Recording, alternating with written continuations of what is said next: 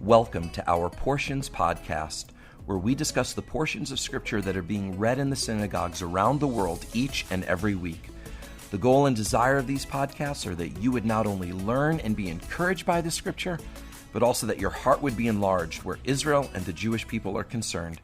So I ask you to open your Bible and open your heart, and I pray that over the course of the next 20 minutes, that the God of Israel would meet us as we study His Word together.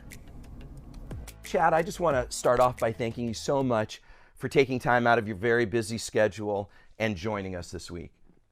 Well, Scott, it is a privilege to be with you, and I love what you're doing with Portions.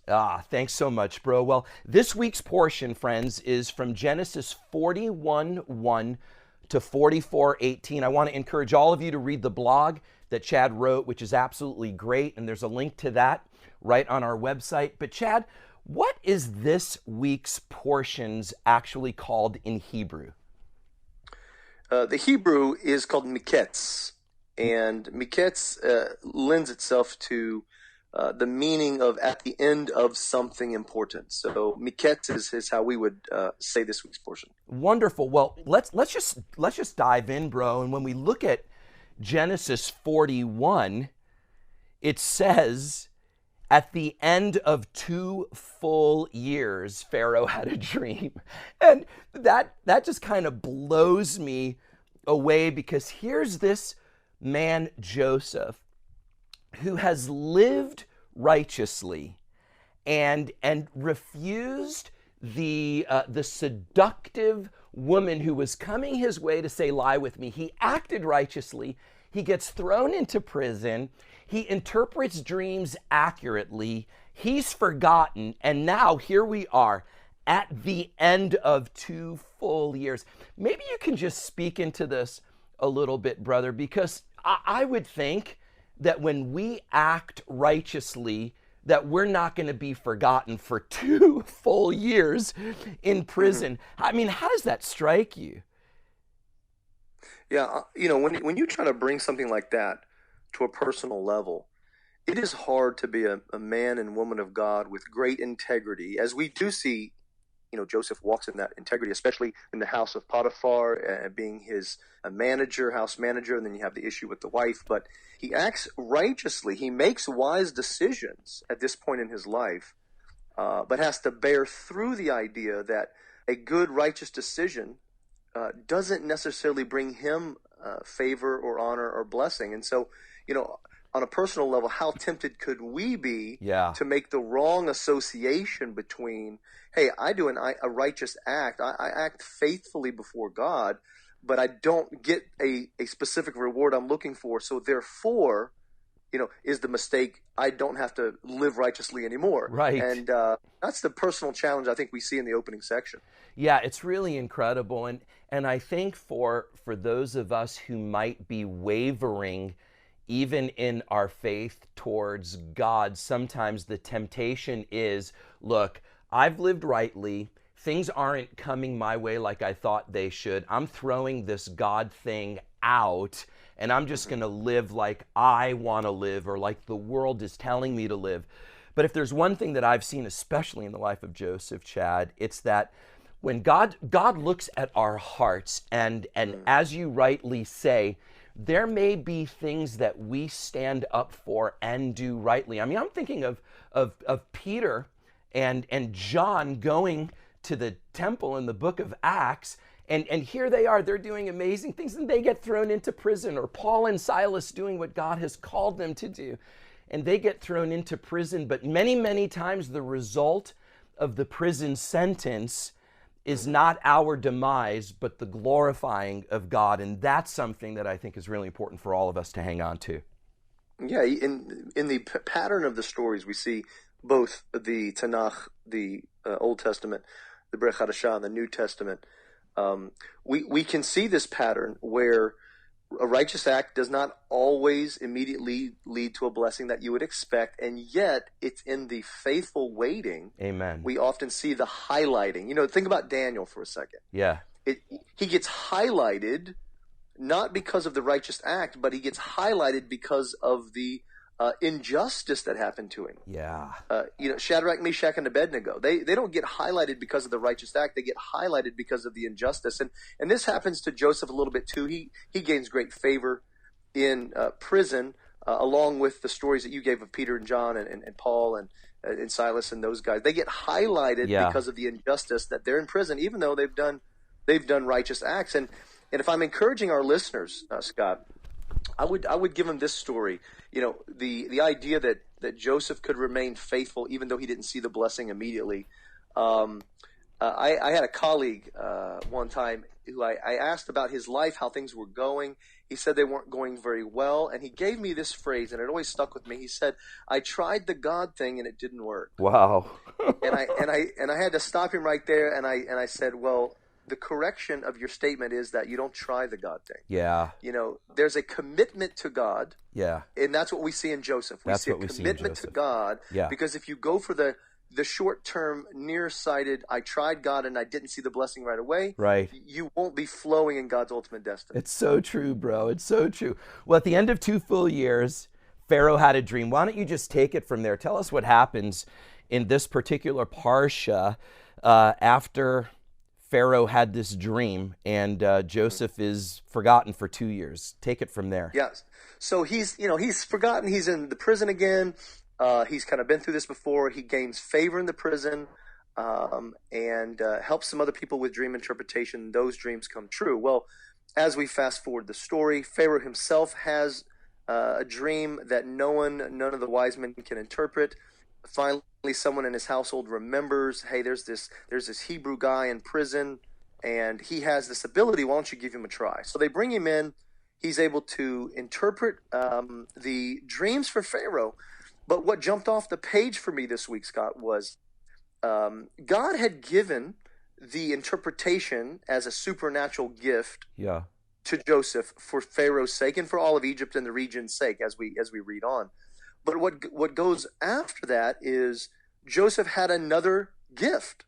And we don't get this gift highlighted too much, but what happened was that he gives the right dream interpretation, and the dream was the fat cows and then the lean cows, and it's the 7 years of plenty and then the coming up 7 years of famine, and that's the dream interpretation, and it's correct, and Pharaoh affirms that. But the second gifting of Joseph kicks in, and it's this strategic thinking gift. And he's able to then say, let me move past the dream interpretation. I'll tell you what the right thing to do about this is. Wow, bro. And then he comes up with this strategic plan for the entire nation, one of the most powerful nations on the planet at the time, and he's able to save them and save the entire region. And then the nation that he had spent those 2 years forgotten about he actually helps to become an even more powerful nation, gaining wealth, gaining prestige and land all throughout the region. So both giftings come into play right here when he's called before Pharaoh. I love that, Chad. I love that. And you're right. It's really not a highlighted thing. And I believe, many, many times the Lord gives us dreams. Actually, it's interesting because the Lord gave Joseph a dream that he spoke about. Isn't this kind of weird? I'm just thinking about this now for the first time. He goes ahead and he spills the beans to his brothers about this original dream that he had, and it actually cost him being thrown into a pit. And here, however many years later, 2 years later, Pharaoh has a dream, and Joseph, even though he interpreted the brothers' dream and it cost him severely, even though he interpreted his own dream before the brothers and it cost him severely, here he's now interpreting Pharaoh's dream, and it's causing him to rise to second in command in all of Egypt. Really, really cool, bro. I love that. So as you rightly say, he gets a strategic plan that Pharaoh actually likes, doesn't he? He likes it. He can see how it works into both the dream and the resources and the delivery system that Egypt has. And I think Joseph learns a lesson. And you had mentioned the two differences between, telling the brothers early on in his life at an immature state. Yeah. hey, this was the dream, and he's right. He gives the right interpretation of the dream, but he's telling the dream interpretation in such a way that it's promoting Joseph. Well, Yeah. later, as maturity and seasoning hits his life, he when he translates and he interprets the dream for Pharaoh, he does it in a way that is not self-promoting. Mm. And I think that's the transition of what he's learned. He's no longer using the gift for self-promotion. Wow. He's using the gift for what the New Testament tells us our giftings are given for. And the New Testament reminds us that each one of us have gifting, but our gifting is used and given for the edification of the body. It's for other people. And once Joseph got that with Pharaoh, you can see the full circle of his maturity coming to fruition. And I think that's really what Pharaoh latched onto was, hey, this guy is helping me, and he's not even promoting himself. So Yeah. therefore, I can trust him by promoting him. I love that, brother. It really speaks of humility. And I think actually, let me just see, it's interesting back in Genesis 41:16, Joseph says to Pharaoh, "It is not in me. God will give Pharaoh a favorable answer." And it's really that humility is something, what does it say in the book of James? Humble yourself. I think it's James. If it's not James, it's somewhere. Humble yourself and God will lift you up. There's a pattern that I see in Joseph that interestingly and obviously was in Yeshua himself, that many times the earth looks for a king or a leader that's going to take authority and appear strong before men, whereas Yeshua came and he was rejected because he actually was willing to wash the feet of his own disciples. He was willing to take the low road when man was looking for somebody to come and usurp authority and to wipe out Rome. The Lord comes in humility, and I love how you just pointed that out, and I see it in Joseph. And it's interesting because I've heard many people say that Joseph is a real picture of Yeshua, and it's interesting to me. I don't know how deeply to take that in our podcast now, but it's interesting because in Genesis 41:46, it says, "Now Joseph was 30 years old when he stood before Pharaoh, king of Egypt." And it's interesting that Yeshua himself was 30 also when the Lord released him.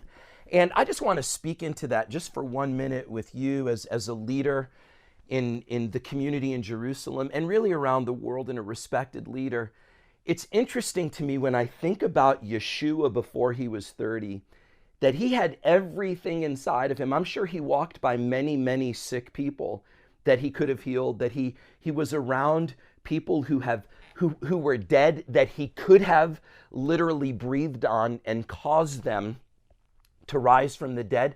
And the devil himself tempted Yeshua in the wilderness, saying, "If you are the Son of God, turn these stones into bread." And he could have done it. Yet there was a time, a perfect time, that the Lord had for Yeshua to come into all that God possessed for him. And I'm wondering, Chad, if you can just speak into that for a minute, because for a lot of young people, I know that we have zeal for the Lord, but there's really a period of preparation, isn't there, before God is even though we may have the ability, I believe that God is looking for that humility in us to say, even as Joseph said, "It's not in me, God will give Pharaoh the answer." Do you have any insight onto the 30 years of age that Yeshua was, or the 30 years of age now that Joseph is, as he's being quote unquote exalted? Yeah, I think there's a little bit, especially in Middle Eastern culture, a certain measure of when are you old enough that people will respect you. In Israel, I should say it this way: what was different from my experiences here in Israel than my experiences when I previously lived in the U.S. was in the U.S. There's a sense of people honor a title. Mm. They honor a position itself. If you're the president of a company, you're the president of the company. It doesn't matter what age you are. And I had the privilege of coming into ministry at a very young age myself, and so I kind of walked through some of that. But in Israel, it's a very different phenomenon. They don't so much respect titles and positions; they respect experience. Wow. And so, if you need in our human life cycles, and Yeshua might have been sampling this for us. We certainly see this in Joseph. There had to be enough key situational life experiences to where the surrounding people could put together and say, he's been through enough of tough times and good experiences that he is now oozing wisdom that can be trusted. If he, had he been older, let's say he's 50 instead of 30, but he had none of these experiences in the Israeli Middle Eastern culture, he doesn't command the same respect, even though he might have a title. He doesn't command the respect. So I think the 30 is significant for us in the sense of we are respecting in our culture the life situational maturities that the Lord has taken us through, the experiences that people can now trust our character through them all. Wow, bro. Excellent, excellent, excellent. I know we just have about 4 or so minutes left. In Genesis 42, an amazing thing happens. Joseph's brothers appear before Joseph. They don't recognize him. He recognizes them. And in verse 6 of Genesis 42, it says, "Now Joseph was the ruler over the land. He was the one who sold to all the people of the land. And Joseph's brothers came and bowed down to him with their faces to the ground." So amazing, because right here, Joseph's dream that cost him the pit and the prison is now being fulfilled right before his eyes. And it's interesting because, if I was Joseph, that's when I would have just said, "Hey, dudes, you might not recognize me, but I'm Joseph, and remember that dream I had?" But he didn't go there. He didn't rub in his brother's faces. As a matter of fact, he didn't even reveal his identity to them. And if I have the story correct, I don't remember Joseph even saying, "Hey guys, remember that dream I had?" It came true. It's really, really phenomenal, the disposition that Joseph takes. And I'm wondering if, as we're closing here, you can just speak into that a little bit. Genesis 42 and 43, what happens after these guys come, and what is God doing behind the scenes to set up being glorified in this whole situation? Yeah, you made a point earlier that there are several parallels between the life of Yeshua and the life of Joseph. And this is, again, one of those parallels. The sense that Joseph has been elevated to power, and yet his own brothers don't recognize him. Yeah. You see, I see Yeshua in that. I see Yeshua elevated to the Messiah level, of course, as we know him. But his Jewish brothers, they didn't recognize him. So that's the story we get in the New Testament for sure. Now let's go on to Joseph's character growth as they bow before him. They don't recognize him, but they bow before him. He doesn't make a mockery of them. He doesn't look down upon him. His character has been crafted now by the power of the Holy Spirit, so that he's not overlording it over them and pointing the finger. And so you balance that with Yeshua. Yeshua was there dying for us, sacrificed for us, and he's not throwing out insults back at the Jewish people, even though his brothers didn't recognize him. When he comes back from the dead and he's got all the evidence he needs, he's not pointing fingers at them. He's not saying, "Haha, you didn't see the dream interpretation. You didn't see the prophetic interpretation. Right. You guys have missed it. I'm your Lord, now bow down to me." So again, I see the comparison between Joseph's character, what he displayed, and the messianic imagery of how Yeshua operated in a very similar vein, that they realized that the role they were playing, it wasn't for themselves to get glory. That wasn't. You never see that in Yeshua. Give me glory, and you don't see it in Joseph either at the end. So when he reveals himself to his brothers, and we anticipate the day when Yeshua will reveal himself to his Jewish brothers here in Israel. But in the story, when Joseph reveals himself to his brothers, he does it with weeping. He does it with tenderness. Yes. He does it with relationship, and he does it with a forward-thinking bridge that he's building. He's not trying to put them down. He's trying to lift them up. Amen, bro. Amen. That's so awesome. Interestingly, the words that this parsha starts off with, was at the end of. And maybe you can just close by telling us how you closed the blog regarding Romans 8:28. For those of us who may be discouraged for doing rightly, for those of us who may have acted in obedience to God, yet the answer to God's promises are not yet being seen in our lives. How would you close this Parsha, Chad, and encourage those who are listening? Yeah, the encouragement that was really on my heart when I was writing this, the miketz at the end of, is that, yes, it doesn't always add up mathematically. Hey, I did a righteous act, or I was faithful in these things. It doesn't always add up immediately in our life, but what we were talking about was miketz. At the end of the cycle, Yes. at the end of the season the Lord has us in fact, God's faithfulness always kicks in, and God will reward the righteous, and he will put them in places of influence. And I wanted to tell our listeners one final thing, Scott. Yeah. And we've said it many times, acting righteously in all situations does not always yield the blessing result that we had expected. But even though things don't add up, that's in our favor. And you might say, well, that sounds strange. How does it not add up for us and that is somehow in our favor? Because when God flips the switch, Yeah.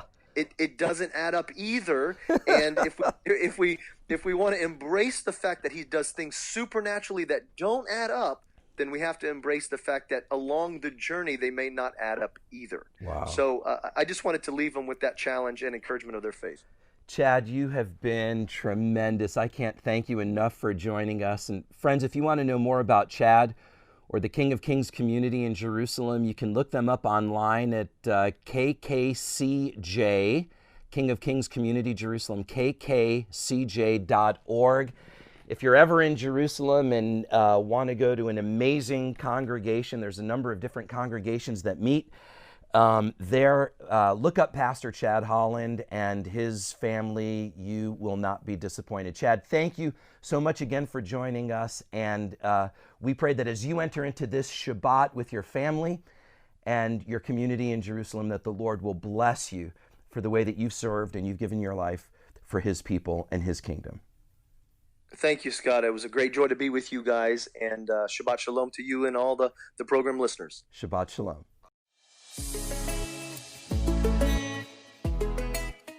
Thanks so much for listening to our podcast today. For more information about Together for Israel and the work that we're doing in the land of Israel, please visit our website at www.togetherforisrael.org. We look forward to you joining with us next week on another Portions podcast.